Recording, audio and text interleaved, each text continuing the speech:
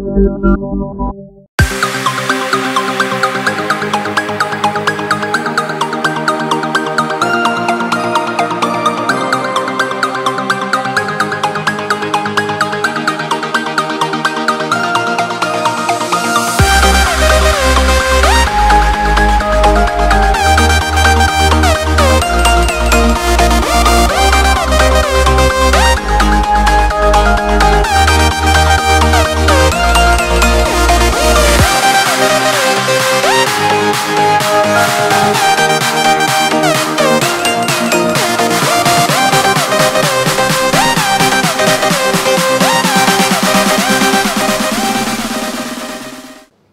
దోస్తులు ఇక ప్రొద్దు నుంచి తిరుగుతున్నా అయితే ఫ్లెక్సీ లేడంటే అడగన పడుతున్నాయి. ఎవరు ఎవరు ఎవరు అంటే అరే ఆర్ఎస్ సాగర్ అన్న అంటే మాజీ పట్టణ కాంగ్రెస్ యూత్ కాంగ్రెస్ అధ్యక్షుడు ఉండే, మళ్ళీ అన్నం గలాల ఎట్లా అని చెప్పేసి ప్రొద్దు నుంచి లెంగుతా ఉంటే ఇక ఇప్పుడు దొరికింది అన్న రామ్ రామ్ రామ్ రామ్ రామ్ రామ్ అన్న. ముందుగా పుట్టినరోజు శుభాకాంక్షలు. Thank you. ఎందుకంటే అందరు హ్యాపీ బర్త్డే అంటారు, నేను పుట్టినరోజు శుభాకాంక్షలు. ధన్యవాదాలు. నేను కూడా మీకు తెలుగు చెప్తున్నా అన్న. ఇక చూసుకో మన కాంగ్రెస్ పార్టీ ఉంది, మస్తు దూసుకోబోతుంది ఇక మన తెలంగాణలో. ఇక బుల్డోజర్లే నడుస్తున్నాయి అంతే. ఇంకొకటి ఏంటంటే తెలంగాణ ఏదైతే పార్టీ తీసుకొచ్చిన వాళ్ళు ఉన్నారో కనుమరుగైపోయారే. వాళ్ళు తేలేరు. మన కాంగ్రెస్ పార్టీ ఇచ్చింది కాబట్టి వాళ్ళకు వచ్చింది. మన కాంగ్రెస్ పార్టీ ఇవ్వకపోతే వాళ్ళు ఎక్కడికి వెళ్ళేస్తారు. ఇచ్చింది కాంగ్రెస్ పార్టీ కదా. అందుకే పబ్లిక్ ఏదైతే ఉందో ఆలోచించి నిర్ణయం తీసుకొని ఈసారి ఈ టైం ఈ నెక్ ఆఫ్ ది మూమెంట్లో మాకు ఆదరించిన తగ్గట్టు వాళ్ళ విశ్వాసం కోల్పోకుండా అన్ని విధాల అన్ని రకాల రేవంత్ అన్న మహేశన్ ఆధ్వర్యంలో మన స్టేటు సుఖశాంతులతో చాలా బాగా ముందుకు వెళ్తుంది. మా అసంటి వాళ్ళందరికీ ప్రోత్సహిస్తూ చాలా ముందుకు తీసుకెళ్తున్నాడు అన్న. ఏంటంటే ఇప్పుడు నిజామాబాద్ ఉంది, నిజామాబాద్ ఒక కేంద్ర బిందువు అయిపోయింది అన్న. ఎందుకంటే పిసిసి నిజామాబాద్ అవునా కదా, అది ఎంత పెద్ద విషయం. అది మేమందరం చాలా అదృష్టం చేసుకుంటే మా మహేష్ అన్న ఈరోజు పిసిసి అయినందుకు అందరం చాలా గర్వపడుతూ మా అటువంటి యూత్కి ఏదైతే సపోర్ట్ చేసుకుంటే మమ్మల్ని ఇంత దూరం తీసుకొచ్చిన మహేష్ అన్న, ఆయన ఆ స్టేజ్లో ఉన్నారు అంటే మాకు చాలా ఆనందంగా ఉంది. ఇంకా ముందుకు ఇంకా పెద్ద స్థాయిలో వెళ్ళాలని మేము అందరం కోరుకుంటూ ఇంకా ఆయనకు తోడ్బలంతో మేము బలంతో చేరుకొని వాళ్ళకు సపోర్ట్గా ఎప్పుడు ఉంటాం మేము. ఇంకోటి అన్న, ఇంకో నాయకులు ఉన్నారు అంతరెడ్డి రాజరెడ్డి అన్న. తన సొసైటీ చైర్మన్గా ఒక 20 సంవత్సరాలు చేసిండు. కాంగ్రెస్ పార్టీకి అంకితం అయిపోయిన ఆయన జీవితమే ఈరోజు ఆయనకు చైర్మన్గా పదవి ఇచ్చారు. అదే కాకుండా మొట్టమొదటిసారిగా ఒక కాంగ్రెస్ పార్టీ ఒక రైతుని మార్కెట్ కమిటీ చైర్మన్ అంటే నిజామాబాద్ అంటే దాదాపుగా రాష్ట్రంలోనే ఒక 3వ స్థానంలో ఏమో ఉంటుంది మన మార్కెట్ కమిటీ. అట్లాంటి దాంట్లో ఒక రైతుని తీసుకొచ్చి చైర్మన్గా కూర్చోబెట్టింది అన్న. దీని విషయాలు నన్ను ఏం చెప్తారు? మన కాంగ్రెస్ పార్టీ ఎప్పుడు కూడా కష్టపడ్డోని మర్చిపోలేదు, పేదోని మర్చిపోలేదు. నిరుత్సాహపడ్డం మేమందరం. కానీ ఈరోజు మా సీనియర్స్ని మా ఇంతకుముందు చేసిన సేవా భావాలన్నీ గుర్తుపెట్టుకొని సీనియర్స్ అందరికీ ఆ ప్లేస్ ఇచ్చినందుకు మేము చాలా ఆనందపడుతున్నాం. ఏదో ఒక రోజు మాకు కూడా మా వాళ్ళు మాకు అలానే ప్రోత్సహిస్తారన్న ఆలోచనకి మాకు ఇంకా బలం చేకూర్చి మేము ఇంకా ముందుకు పోయి ఇంకా చాలా ప్రోగ్రామ్స్ చేద్దామన్న ఆలోచన మేము ఉండిపోయినాం. ఎప్పుడు కూడా కాంగ్రెస్ పార్టీ ఎవరిని కూడా ఊరికే వదిలేయలేదు. అందరికీ అన్ని విధాల చిన్న స్థాయి నుంచి పెద్ద స్థాయి వరకు అందరినీ ఒకటే రకంగా చూసింది. ఎప్పుడు చూస్తూనే ఉంటుంది. ఇప్పుడు మీ ముంగటనే మీరంటారు చాలా సీనియర్స్ వాళ్ళు ఇప్పటివరకు ఏం రాలి ఇప్పుడు ఇచ్చిర్రు అది మీకు ఎట్లా అనిపిస్తుంది మీరే అంటున్నారంటే అర్థం చేసుకో. మా కాంగ్రెస్ పార్టీ ఎప్పుడు కూడా కష్టపడని ఎవరిని మర్చిపోలేదు. ఇప్పుడు ఇంట్లో ఇంకా మంచిగా కింది స్థాయి నుంచి వచ్చిన మహేశన్న ఇట్లా వాళ్ళందరూ వాళ్ళకు చాలా మంచిగా తెలుస్తుంది. ఎవరేంది ఏదేందని చాలా మంచిగా తెలుస్తుంది అన్న. ఇప్పుడు మీ ప్రభుత్వంలో ఫ్రీ బస్ అయితే పెట్టిరే, ఫ్రీ బస్సు గ్యాసు ఇవి వస్తున్నాయి. ఇంకేంటంటే ఇతర పథకాలు కూడా ఇప్పుడు కులగణన అవి నడుస్తున్నాయి. మళ్ళా వేరే పార్టీలు ఉంటాయి కదా, వాళ్ళు కూడా మొన్న ఒక పార్టీలు ఉండే ఇవాళ ఒక పార్టీలు ఉన్నారు. వాళ్ళ గురించి ఏం చెప్తారు? వాళ్ళు ఏంటంటే నిలకడలేని మనుషులు. ఇక్కడ ఉన్న ప్రతి ఒక్కళ్ళు అందరు కాంగ్రెస్ పార్టీలు ఉన్న వాళ్ళే. ఇందులో నుంచి ఈ కొద్దిగా బలం వెళ్ళిపోగానే ఇక్కడ నుంచి పార్టీలు చేంజ్ అయిపోయి వేరే పార్టీలో పోయినరు. వాళ్ళ గురించి నేనేం మాట్లాడుతున్నాను, ఎందుకంటే వాళ్ళ క్యారెక్టర్ అంతే. మా పార్టీ ఎప్పుడు లీడర్ని తయారు చేసింది, తయారు చేస్తుంది, ఈ దేశంకి ఎప్పుడు సేవ చేయడానికి ఉంచుతుంది. ఈ పార్టీని కాదని పోయిన వాళ్ళు ఎప్పుడు కూడా దేశ ద్రోహుల కింద లెక్క కట్టుకుంటున్నాను అన్న. ఇప్పుడు మీకు ఇప్పుడు దగ్గరలో ఏంటంటే సుదర్శన్ రెడ్డి సార్ ఉన్నాడు, ఇటు చూస్తే పూచారం సార్ ఉన్నాడు, ఇటు చూస్తేనేమో మన భూపతి రెడ్డి సార్ ఉన్నాడు. భూపతి రెడ్డి సార్ అయితే ఇక పోరాట యోధుడు. మళ్ళా ఎట్లా అంటావు ఏమంటావు? ఇప్పుడు నువ్వు పోరాటం నీళ్ళు చేస్తున్నావు. మాకైతే ఈ 3 దిక్కుల చాలా మట్టుకు మాకు చాలా బలం ఉంది. ఈ 3 మండలాల ఈ 3 కాన్స్టిట్యున్సీల చాలా మంచి అభివృద్ధి జరిగింది. మా దరిద్రం ఏంటంటే మేము మా కాంగ్రెస్ పార్టీ నాయకుని గెలిపించుకోలేకపోయినాం. ఈరోజు మేము చాలా బాధపడే అదొకటే బాధ. మా మనోవేదన, నిజామాబాద్ మనోవేదన ఎవరు గుర్తుపట్టే పరిస్థితి లేరు. ఇవాళ మా ప్రభుత్వం ఉంది, మా లీడర్స్ ఉన్న అన్ని ఫండ్స్ వచ్చినా కానీ ఇక్కడ ఉన్న ఎమ్మెల్యే ఏ మట్టుకు కూడా మాకు సహకరించాడు. ఫోన్ కూడా ఏది ఉన్నా ఏ సందర్భం వచ్చినా కానీ ఏ విషయంలో కూడా మాకేం చేయలేకపోయిండు. ఇప్పుడు చేస్తలేడు కూడా, పబ్లిక్లో లేడు, పబ్లిక్ సమస్యలు ఏందని తెలుసుకోలేడు, ఏది లేదు. ఇప్పుడు అదే రూరల్కి వెళ్ళండి, ఏ సమస్య ఉన్నా కానీ 1 గంట 2 గంటలు ఒక రోజు ఎంత పెద్ద సమస్య ఉన్నా కానీ మేము తీర్చేందుకు రెడీ ఉన్నారు. భూపతి రెడ్డి సార్ గారు, సుదర్శన్ రెడ్డి సార్ గారు ఎంత పెద్ద ఏవి ఉన్నా కానీ వాళ్ళు మాకు ఈ రోజు మటుకు క్లియర్ చేసారు. ఇక్కడ నిజామాబాద్ ఉన్న సమస్యలు అంతే ఉన్నాయి, డ్రైనేజ్ వ్యవస్థ అంతే ఉంది, బల్దీ అలలో పబ్లిక్ సర్వెంట్ లేరు, ఏది కూడా లేదు సరిగా ఇక్కడ. మా మట్టుకు వస్తే మా కాంగ్రెస్ ప్రభుత్వం ఎక్కడెక్కడ ఏర్పాటు పడింది, ఎక్కడెక్కడ ఎమ్మెల్యేలు ఉన్నారో అక్కడ చాలా మంచి అభివృద్ధి ఉంది, చాలా మంచిగా అందరూ హర్షిస్తున్నారు. కానీ నిజామాబాద్ ఒకటే దురదృష్టం చేసుకుంది, సెకండ్ టైం ఇదంతే. అయితే ఇప్పుడు ఎమ్మెల్యే ఒక్కోలే లేరు ఇక్కడ. ఇప్పుడు నుడా చైర్మన్ కూడా మన కేశవేనన్నకి ఇచ్చారు. అదే అట్లా వేనన్నకి ఇచ్చినందుకన్నా ఈ మట్టు కన్నా ఈ సిటీ ఇంత మట్టుకు నడుస్తుంది. ఒకవేళ వేనన్నకి లేకపోయినా వేరే ఏదైనా సందర్భం వచ్చి అదే పార్టీ రూలింగ్లో ఉంటే ఈరోజు మళ్ళీ అదే గతి ఉంటున్నాయి. మనం ఈరోజు చేంజెస్ వస్తున్నాయి. నూడా వేనన్న యూత్ ఉండే ఆయన చిన్నప్పటి నుంచి కష్టపడ్డాడు పార్టీలో. ఈరోజు ఆయన ఒక స్థాయికి ఉండి ఒక పబ్లిక్లో మన్నలో పొంది ఈరోజు ఆ స్టేజ్ దాకా వెళ్ళాడు. ఆయన చేస్తాడని నమ్మకంతో మన పార్టీ అతనికి ఇచ్చింది. ఈరోజు చేస్తున్నాడు కూడా అన్న. ఇప్పుడు నీ జన్మదినం ఉంది, మీ అమ్మ నాన్న పేర్లు ఏంది? మా నాన్న పేరు వచ్చేసి గంగాధర్, మా అమ్మ పేరు వచ్చేసి సువర్ణ.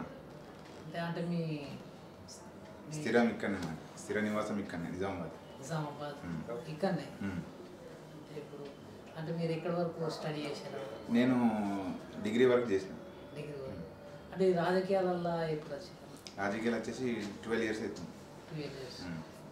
అంటే ఫస్ట్ రాగానే నేను ఫస్ట్ స్టేట్ 1 స్టేట్ 2 క్రికెట్ ఆడినా. అందులో ఎలక్షన్స్ గెలిచిన తర్వాత డైరెక్ట్ యూత్ కాంగ్రెస్లోకి వచ్చేసిన. యూత్ కాంగ్రెస్లో నేను ఎలక్టెడ్ పోస్ట్ తీసుకొని ఓటింగ్ చేసుకొని ఓటింగ్ ద్వారా నేను గెలిచి 9 years నేను ఇక్కడనే గెలుచుకుంటూ వచ్చి 9 years సేవ చేసిన సిటీ యూత్ కాంగ్రెస్లో.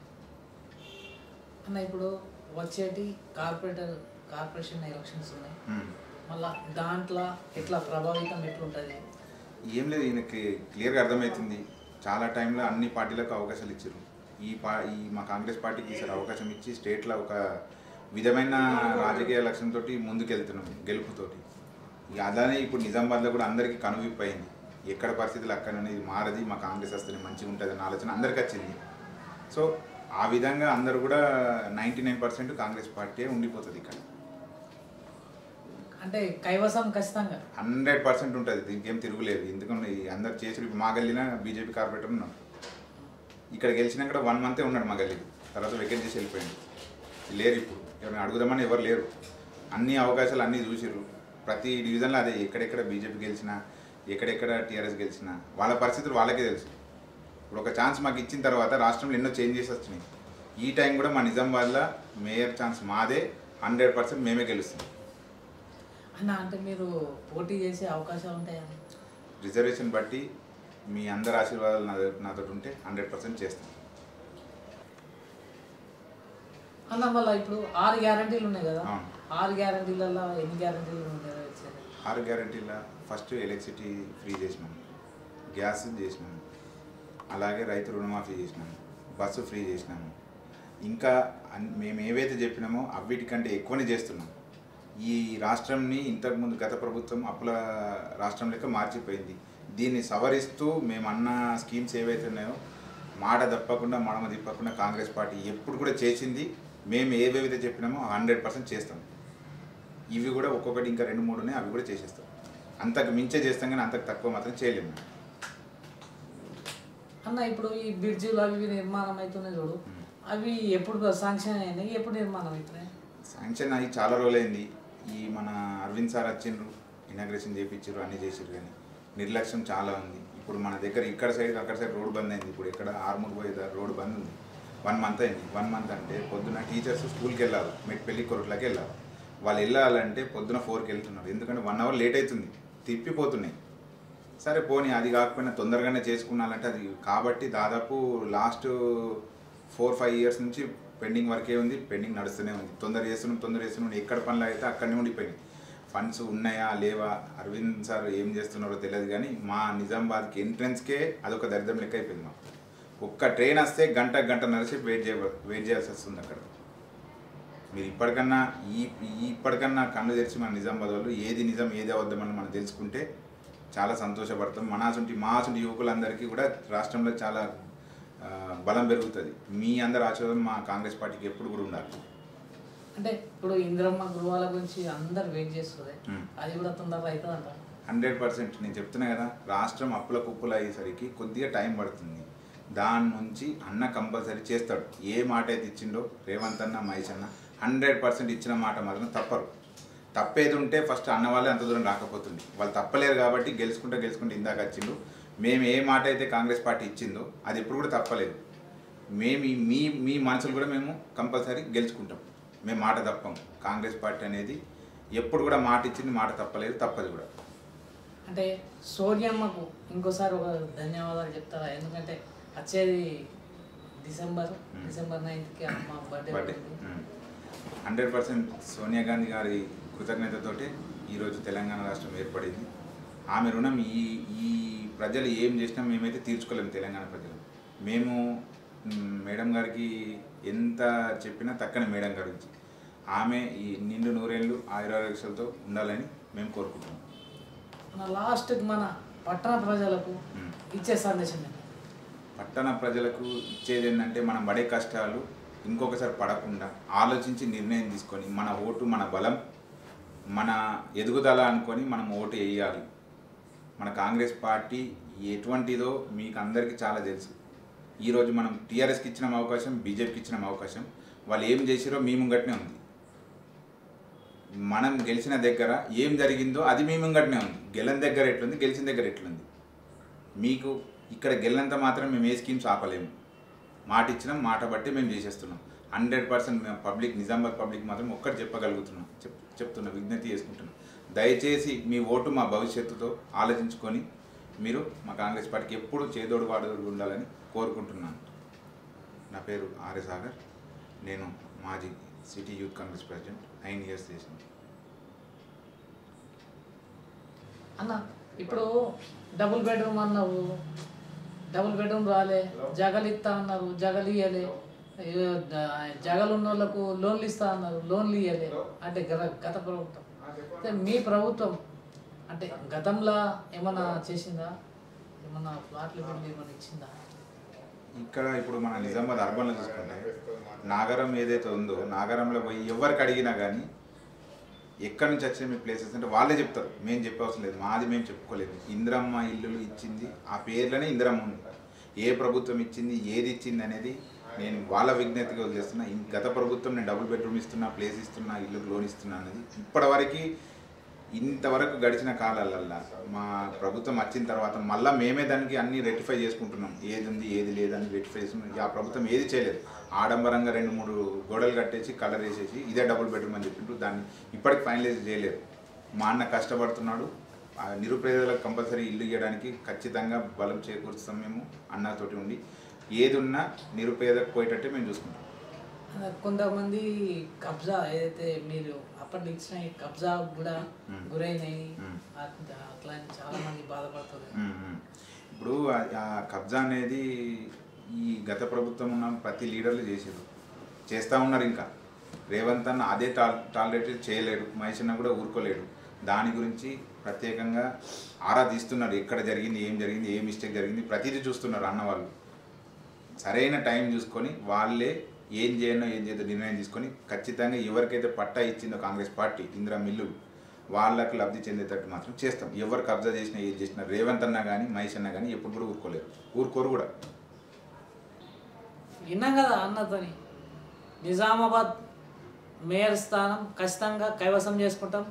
ఇంకా స్థానిక సంస్థల ఎన్నికలు కూడా ఉన్నాయి, దాంట్లో కూడా కాంగ్రెస్ పార్టీ ఖచ్చితంగా ముందుంటుంది.